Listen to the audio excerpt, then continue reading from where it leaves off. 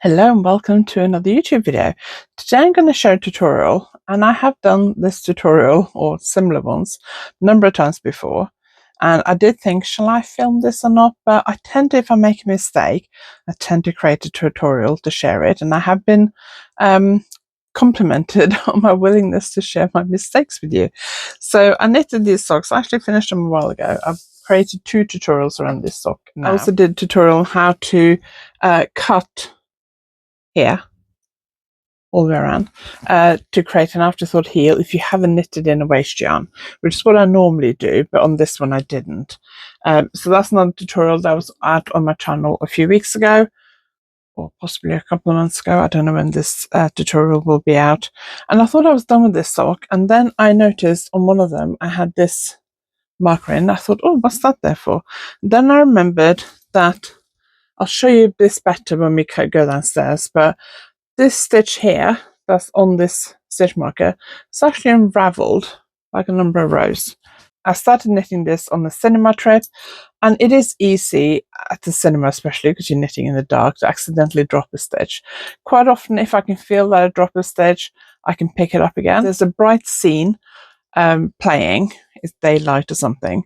I will quite often hold my knitting up in front of me, and then the light from the cinema screen will quite often be enough so I can see whether I picked up my stitch correctly or not. I don't know what happened to this one. I also quite often count as I go. I try and finish ribs and things before I go to the cinema if I can. Sometimes I have knitted socks that have been completely rib at the cinema. This one, I can't remember now whether I was still working on the rib in the cinema or not. It looks like I've dropped this one a bit later on because it's unraveled a few rounds, and I can't remember now because I probably knitted this like last summer, early autumn. I can't remember. It's January when I'm filming this, and I knitted this sock months ago.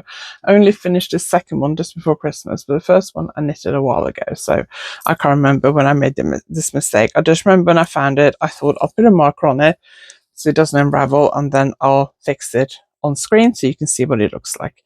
So that's what I'm going to show you today, so I hope you enjoyed today's video.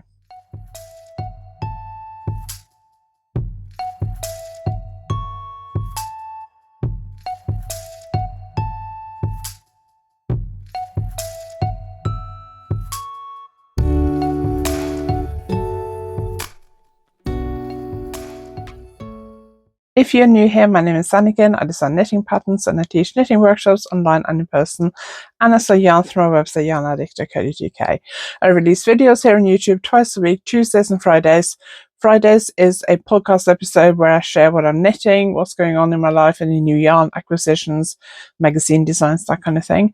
And on Tuesdays, I either do a tutorial or I talk about some kind of knitting issue, knitting topic. So if you are interested, please subscribe so you don't miss any of those videos. So let's take a look at this stitch. The things I need to fix this is crochet hook. You can do it with a knitting needle, but a tiny crochet hook is so much easier. Sewing needle, scissors, and if you have some spare yarn that you were knitting with, that's ideal. It doesn't have to be exactly the same color. This yarn is just to secure the stitch and weave it in on the back. So it's not, doesn't matter if it's not exactly the same yarn.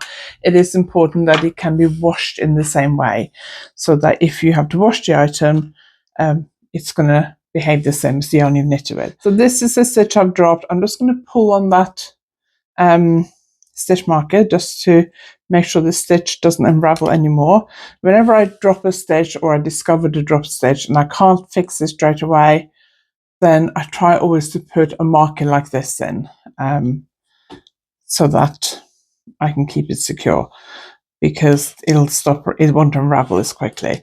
This yarn is a little bit sticky. It's not like a super slick superwash nylon, like a hand-dyed sock yarn. They tend to be a bit smoother. This is a commercial yarn. I've lost the label, I can't remember what it is, but it's like a commercial sock yarn, fairly cheap budget sock yarn, wool and nylon, but it's not like a super soft, smooth merino sock yarn. So it doesn't unravel that quickly anyway. Smoother, silkier, slicker yarns will unravel much quicker, especially if you pull on it. So don't go like that because it will unravel. Use a hook that's either the same size you were knitting with or slightly smaller. This double-ended hook that I've had for years is 2mm on one side and 3.5 on the other side. So I knitted with 2.5mm needles, so I'm going to use a 2mm hook. If you use a bigger hook, then you risk stretching the stitch, and that's not a good idea. Now, when you find the stitch, you want to make sure it's open like an open archway, and you want to put the hook in with the hook part of the crochet hook pointing upwards. If you put the hook in with the hook bit pointing down, when you pull the strand through for the next row, it's going to twist your stitch, and you have to take your hook out and put it back in again. So if you can put it in with the hook pointing upwards, that's a lot easier. And then you need to make sure that your stitch is open and not twisted. So let's just have a look here. Obviously its socks is quite small because it's 4x yarn. There we go. I think that's the right way. Doesn't matter if you pull a bit on the stitch and make it a bit bigger. And then you need to put your finger in here and work out where you're going to pick it up. So it's between the other knit stitch and a purl stitch. So it's quite difficult to see here. So I'm just putting my long fake fingernails in here to see what I'm doing. That's the first strand. So I'm going to pick up that strand and pull it through. And when I pull it through, if I just go straight back like that, my hook will just catch. So if you're new to crochet, you just need to kind of like turn your hook a bit and like wiggle it through. If you just try and go straight back, it will just catch and you won't go through the stitch. Okay, so let's find the next row. It is quite tight here, so I think I must have dropped this when I finished the rib, because if I dropped it while I was doing the rib, I would have noticed it, because I would have been doing knit 2, purl 2, and if I'd done that all the way around, I would have finished with purl 1 instead of purl 2 when I got to the end of the round. Plus, the whole round would have looked wrong, and it's not. So I must have dropped this probably about when I started the stocking stitch, I expect. Right, there we go. And then I want to try and get it as far up as I can. So I'm going to try and get it right up to the stocking stitch. Now, I can't remember whether when I was doing the stocking stitch, whether I had the right number of stitches or not, or whether I discovered it when I got home from the cinema and then just increased at some point. I have no idea, because like I said earlier, it's too long ago. So now I got right up to where I will drop the stitch. I can't see any more ladders up here. There's no obvious gaps or holes. So I'm just going to pull on that a little bit. Now, if you want to, you can put your mark it back in before you take it out. I'm not going to do that. I've just pulled on it a bit, and I'm just going to trust that it'll stay where it is. Now, this is a different color than what I was knitting with, but that's absolutely fine because it's just to go on the back of the knitting. What you want to be careful about is that especially if you're using a yarn that's different from what you knitted with, is that it won't bleed. So if you knitted a white or cream garment and you're using like a bright red yarn for this bit, then it might bleed and leaves that section pink. So just be careful with that kind of thing.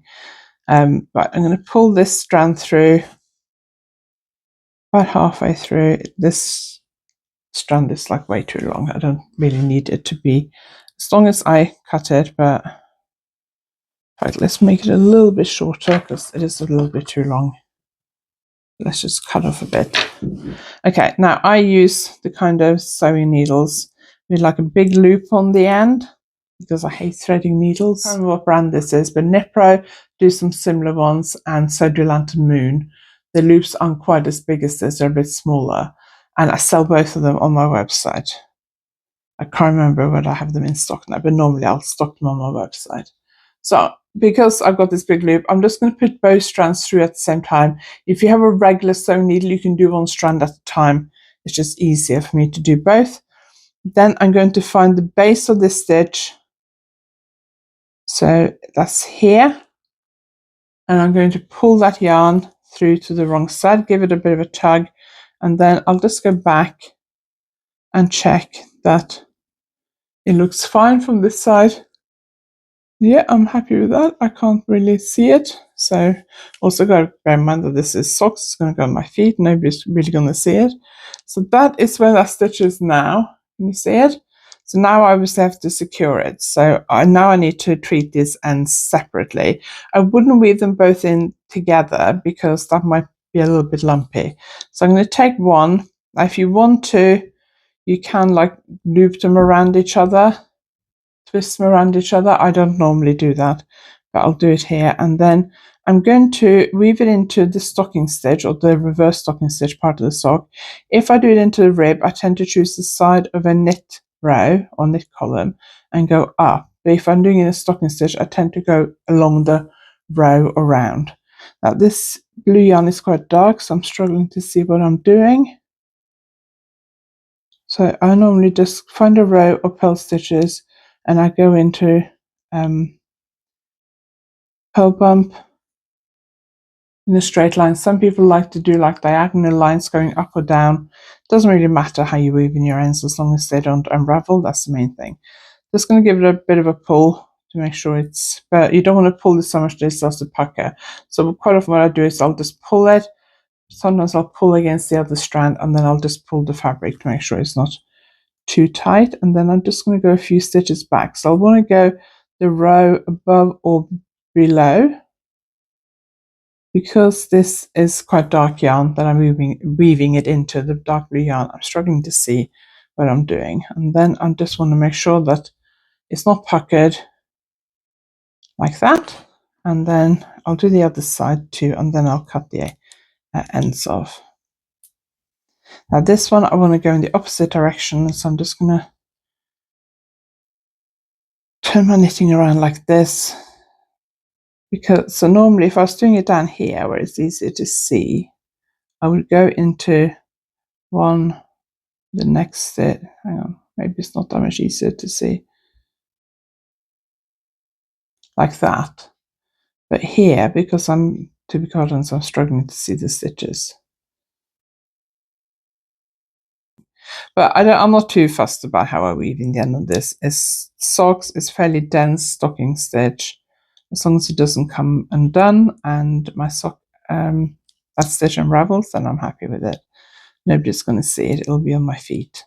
Okay, so that's that. And then I'll just take my scissors and trim it. There we go. So where was it?